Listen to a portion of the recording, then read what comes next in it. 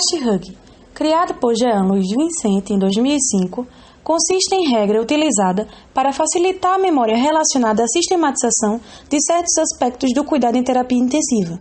Contém 7 pontos necessários para o cuidado do paciente grave. As 7 letras que constituem o Fast Hug significam alimentação, analgesia, sedação, prevenção de tromboembolismo venoso, cabeceira elevada, profilaxia da úlcera de pressão e controle glicêmico. Ele deve ser aplicado pelo menos uma vez ao dia e toda vez que um membro da equipe avaliar o paciente. Pode ser verbalizado e utilizado durante a visita e discutido por cada componente da equipe. Deve ser automatizado para a abordagem de cada paciente. Sedação. A sedação é um método terapêutico bastante comum e utilizado nas unidades de terapia intensiva. Os sedativos têm a capacidade de deprimir o sistema nervoso central e tendem a causar uma laxidão e atividade mental reduzida. A sedação tem a finalidade de sustentar a conduta médica de escolha de acordo com o grau de comprometimento clínico do doente, favorecendo em determinado momento seu conforto e bem-estar. O paciente gravemente enfermo, que necessita de suporte intensivo, muitas das vezes está monitorizado por diversos equipamentos, submetido a diversos procedimentos invasivos ou não, e mantido em um ambiente não familiar, incômodo, devido aos alarmes dos aparelhos e conversa dos profissionais. Esses fatores podem oferecer barreiras para o pronto restabelecimento do cliente hospitalizado, principalmente devido ao seu estresse. As principais drogas utilizadas são os benzodiazepínicos, principalmente o midazolam e o lorazepam, opioides, propofol e ketamina. Uma vez conhecendo as características do sedativo ideal, procura-se escolher a melhor droga disponível. São elas livre de efeitos adversos e de interações medicamentosas, não se acumula nos tecidos mesmo na presença de disfunção orgânica, fácil de ser administrado, com rápido início de ação, com duração de ação previsível e custo baixo. Sedação é fundamental na estratégia terapêutica de uma grande parcela dos pacientes graves. Usualmente, as doses são elevadas até atingir o objetivo.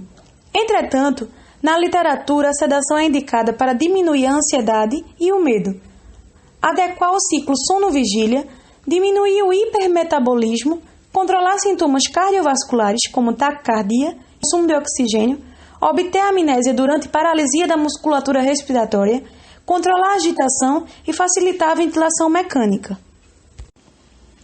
No entanto, a sedação excessiva é muito comum e aumenta o risco de eventos adversos, como a trombose venosa profunda, hipotensão, neuropatia do paciente grave, redução da capacidade de extração de oxigênio tissular e redução do fluxo intestinal. Aumenta custos e tempo de internação, tempo de ventilação mecânica e a pneumonia associada à ventilação mecânica. Portanto, considera-se o paciente idealmente sedado, de acordo com os 3 Cs, quando está calmo, confortável e cooperativo. O enfermeiro, após ter analisado os dados no histórico e exame físico, identificará os problemas de enfermagem, as necessidades básicas afetadas e grau de dependência, fazendo julgamento clínico sobre as respostas do indivíduo. Para que o grau de sedação possa ser avaliado criteriosamente, foram propostas várias escalas, como a escala de Ramsay. É uma escala numérica, com pontuação de 1 a 6, que avalia a resposta motora graduada de acordo com a profundidade da sedação.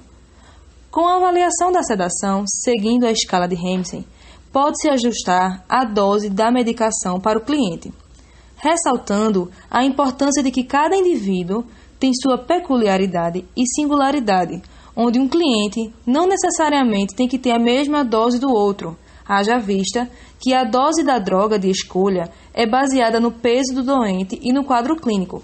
O paciente deve ser mantido na escala de Ramsay nos níveis 2, 3 e 4. A sedação mais profunda deve ser evitada, devendo ser reservada para comprometimento ventilatório grave ou em uso de relaxantes musculares. Outra escala avaliativa da sedação é a escala de agitação-sedação de Hess. Procedimento para análise da escala de Reis.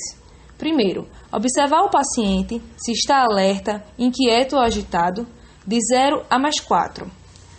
Segundo, se não está alerta, dizer o nome do paciente e pedir para ele abrir os olhos e olhar para o profissional. Se acordado com a abertura dos olhos sustentada e realizando contato visual, -1. Se acordado, realizando a abertura dos olhos e contato visual, porém breve, -2. Se é capaz de fazer algum tipo de movimento, porém sem contato visual, -3.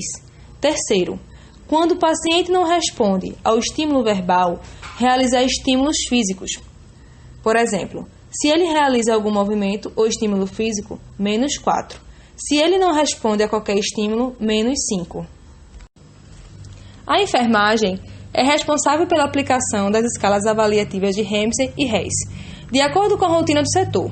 Ela deve ser aplicada sempre que o paciente se apresentar sobre o uso de sedativos, como os citados anteriormente. Além disso, a equipe deve realizar para esses pacientes estratégias que colaborem para um bom nível de sedação e o mantenha calmo e confortável. Por isso, é de grande relevância que o paciente tenha diminuição ou ausência do sedativo no período do dia, propiciando o despertar diário e maior interação com o meio em que está. Além disso, algumas outras ações, caso o paciente esteja sedado, podem ser manter a luz do setor acesa durante o dia e um pouco mais fraca à noite, cumprimentar o paciente com bom dia, boa tarde ou boa noite, chamá-lo sempre pelo nome se o paciente estiver acordado nos horários de suas refeições, sempre deixar o horário de café da manhã, almoço, jantar, dentre muitos outros recursos e situações que acontecem ao longo do dia.